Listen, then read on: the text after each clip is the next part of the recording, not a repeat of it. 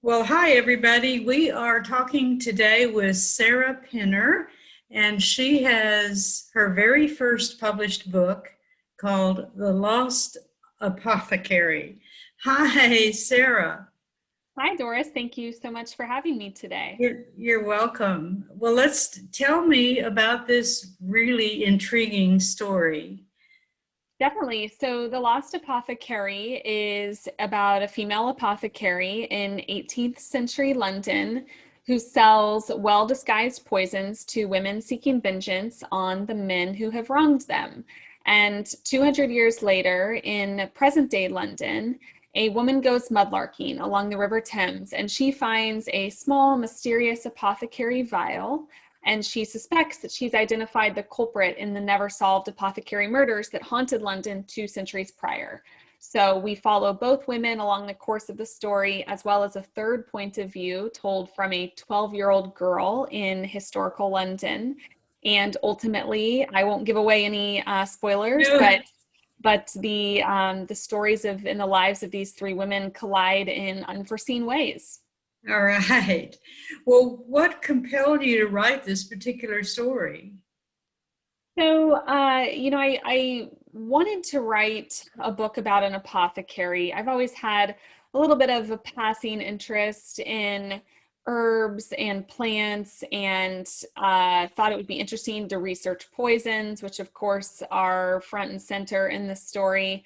So I began really with the idea of the apothecary, but I knew that I wanted there to be something sinister about her. So that was quickly when I started drafting the book and researching the story. That was very quickly the path that I went down was the poison angle, and that is what was sinister about her work. So I did a fair bit of research on poisons. I already had kind of an existing knowledge about 18th century London through some other writing projects that I had done.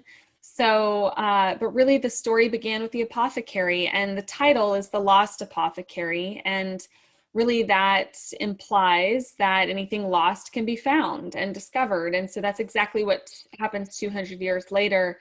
And that was where the present day timeline came in, was this character uncovering and unburying the truths about this woman who lived 200 years before her. Was that difficult to you to meld those two time periods together?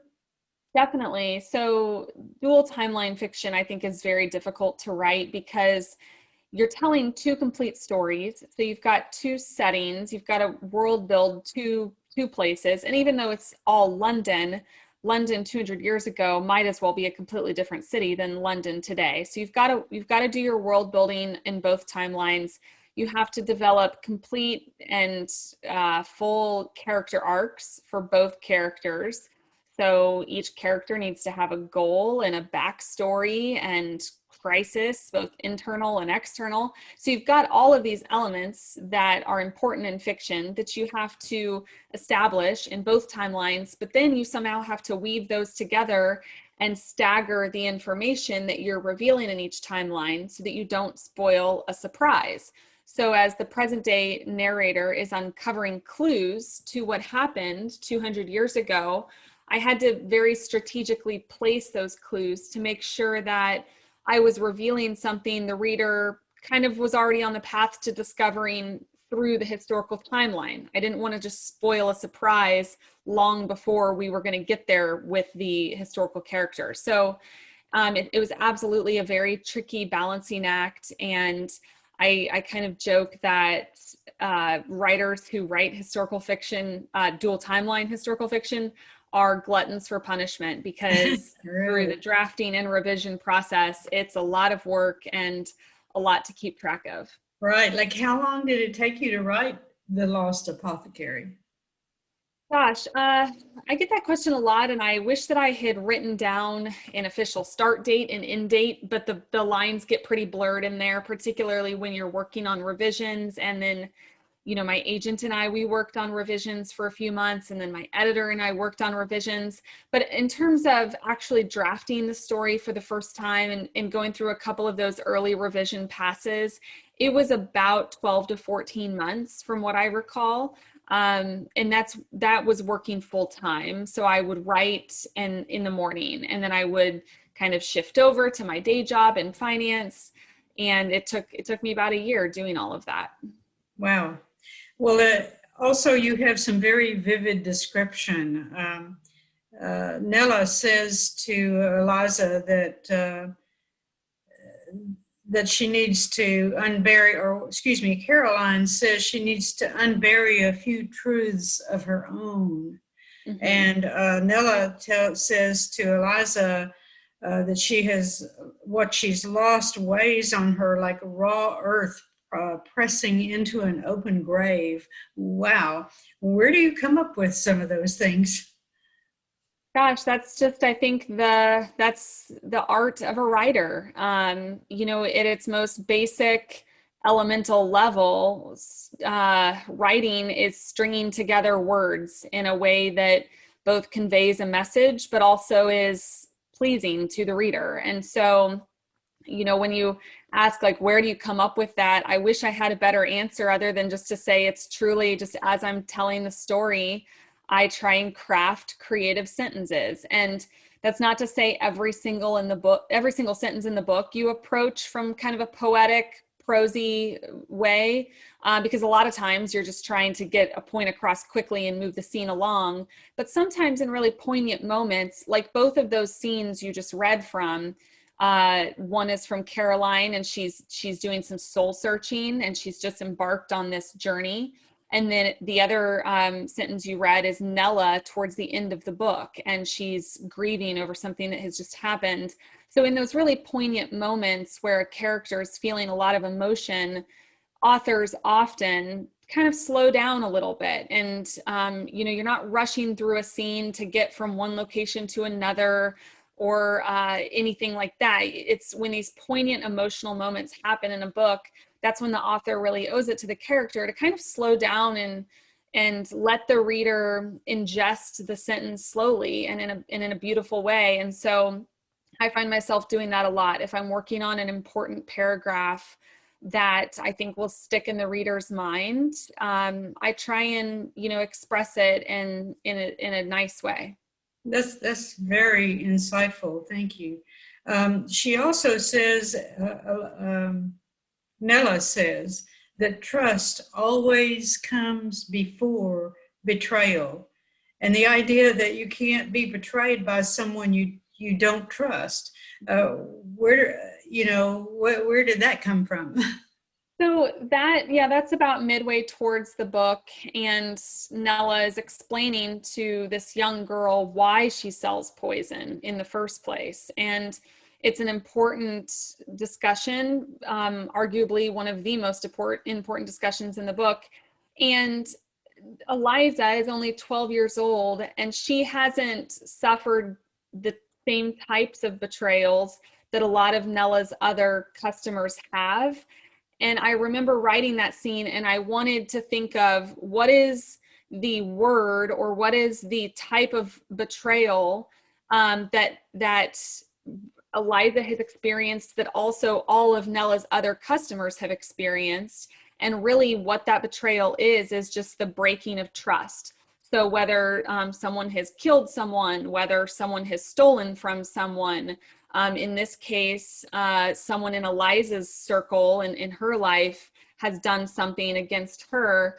But really, if you break it down, what's happened is that there's been a break of the trust. And so that's why Nella says that, is she's trying to help Eliza understand that no matter what the surface crime is or whatever wrongdoing has occurred, if you peel back that layer, there's trust that was broken. And that's something that all of Nella's customers can relate to. Very good. Very good. You say that poisons are all around us if we just know where to look. Ooh, that's chilling. Is that really true? Yeah, absolutely. So, I mentioned earlier that I've always had a little bit of interest in plants, and I actually a couple of years ago we moved to a house in Florida, and Florida is beautiful weather year round. So I started gardening, which is not really something I've ever done before. And through looking at magazines or seed packets or what have you, and just looking online, I was really astounded by how many household plants are toxic. So there's a plant just in my own backyard that's blooming right now called a desert rose. It's a gorgeous, lovely plant that you see all over Florida. And I just happened to be Googling one day about this plant and learned that it's very toxic. And so I think that absolutely that statement in the book is true. And there is also, if we look away from plants and we kind of talk about essential oils, which are derived from plants, a lot of those are not to be ingested either. And I won't give away any spoilers, but I was just in Target yesterday and saw an essential oil that I thought to myself, I can't believe they're allowed to sell that, because it is dangerous if you ingest it accidentally. So we're absolutely surrounded by all sorts of toxins. And only through my research for this book did I really realize that. Well, we just have to be more careful then. Yeah, exactly.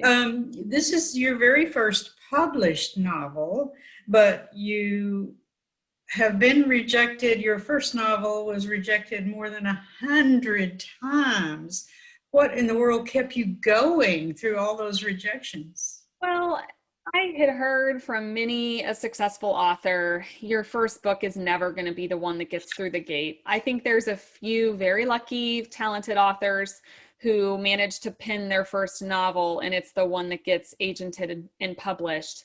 But I was much more along the norm, which is that I wrote a book and it didn't go anywhere. And that's fine, because writing a novel length work of fiction, I mean, it's 80 to 100,000 words, is quite the endeavor, and you have to learn what you're doing, and even basics about story structure. So a 3-act story structure and how to build out character arcs. These are all skills and crafts that you have to learn in time. And so how someone could write a book the first time and hit all of those things that make a story is beyond me. I obviously didn't manage to do it my first time, but I think that when I went to start the Lost Apothecary, I had this internal grasp of so many things that I hadn't had before I had started writing, that I was just able to internalize and kind of approach the book differently.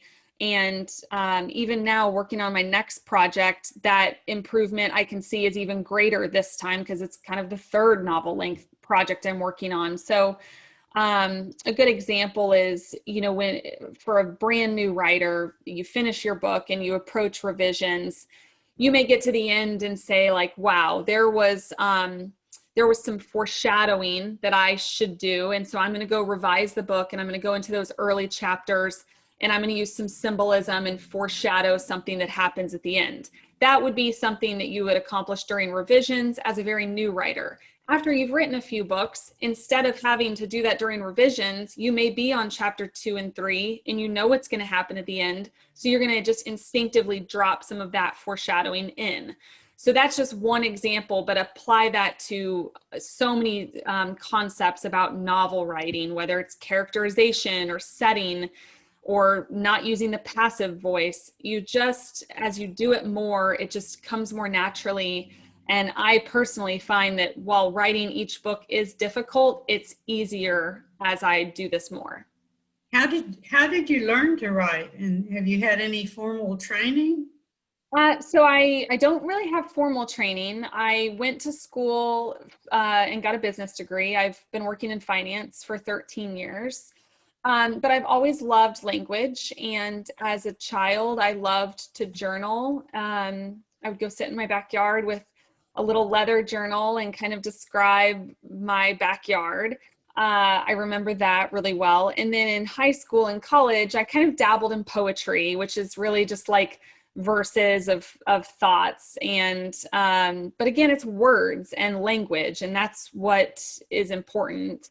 But then I would say it was my late 20s, early 30s. I just decided I want to take this a little more seriously. And I think I'm up to the challenge of actually telling a full and complete story. And so I enrolled in an online writing class, and that was actually a nonfiction class, because I thought at first maybe I wanted to write narrative nonfiction like Eric Larson. He's one of my favorite authors. But I quickly realized nonfiction is too limiting because everything has to be real and true.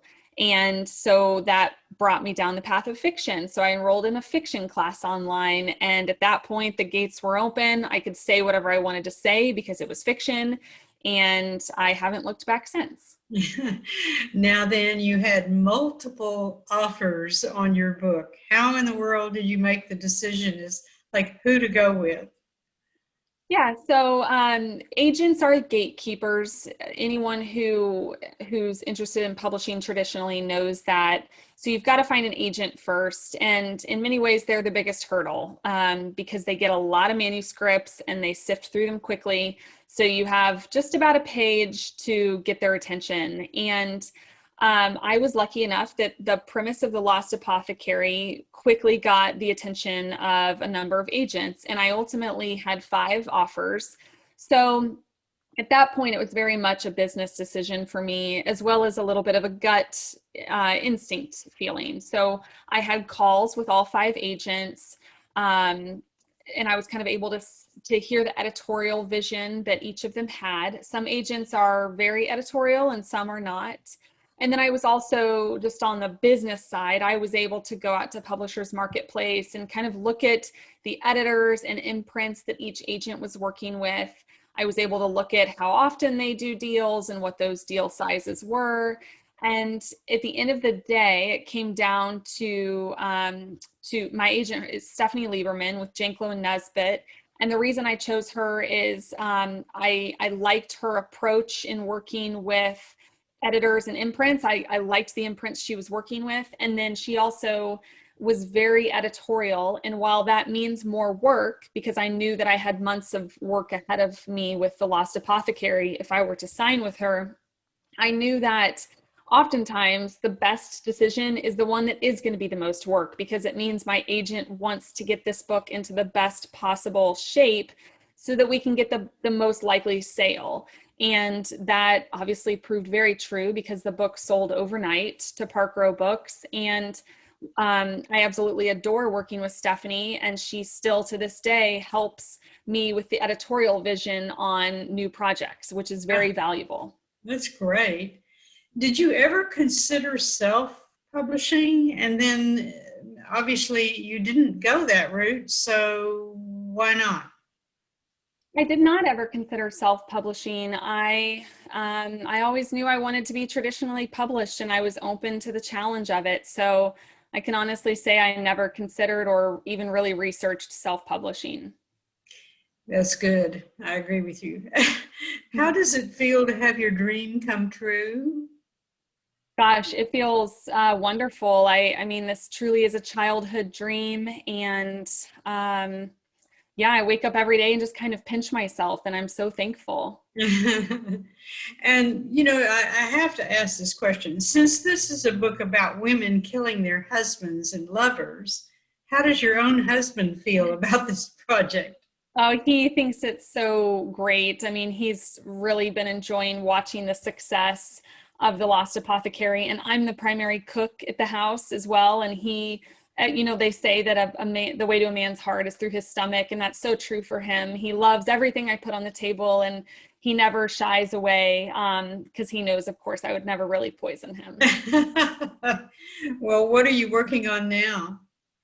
So yeah, I can't give too much detail about what I'm working on, but I can say that all of the elements that people love about The Lost Apothecary, so an atmospheric historical setting, brave and empowered women, elements, speculative elements, and cliffhangers and twists, all of those will be in my future projects. It's great.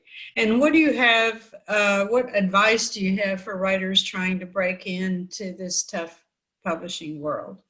Yeah, the advice I always give is just find your community. You know, find your people. The fellow authors are going to be the ones who lift you up when you've got tough news, and help support you and celebrate with you when you have good news. Right. Well, I certainly celebrate with you on this book. It's very good and very clever. Sarah Pinner, thanks so much for visiting with us today. Thank you, Doris, for having me. This has been really lovely. Okay, that's Sarah Penner, author of The Lost Apothecary, just out from Park Row Books.